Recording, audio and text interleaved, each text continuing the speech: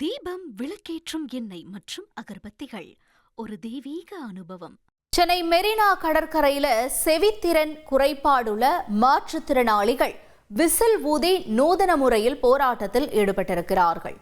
தமிழ்நாடு காது கேளாதோர் கூட்டமைப்பு சார்பில் தமிழ்நாடு மாநில மாற்றுத்திறனாளிகள் ஆணையம் அலுவலகம் முன்பு நடந்த இந்த போராட்டத்தில் நூற்றுக்கணக்கானவங்க கலந்துக்கிட்டாங்க.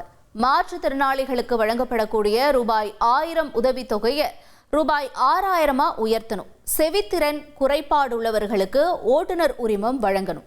பெண் மாற்றுத்திறனாளிகளுக்கும் மகளிர் உரிமை தொகை வழங்கணும் உள்ளிட்ட 20 அம்ச கோரிக்கைகள் முன்வைக்கப்பட்டிருக்கு.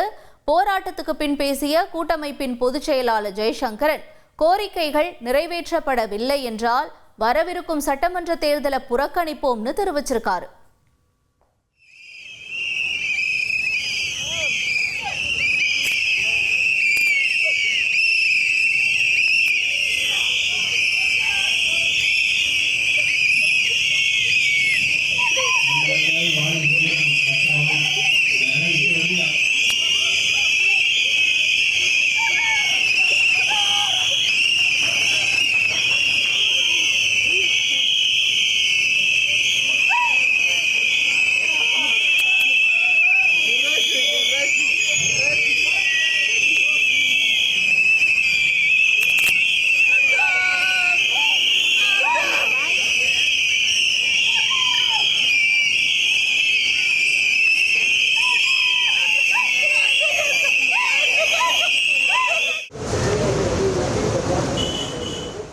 தீபம், விளக்கேற்றும் எண்ணெய் மற்றும் அகர்பத்திகள் ஒரு தெய்வீக அனுபவம்.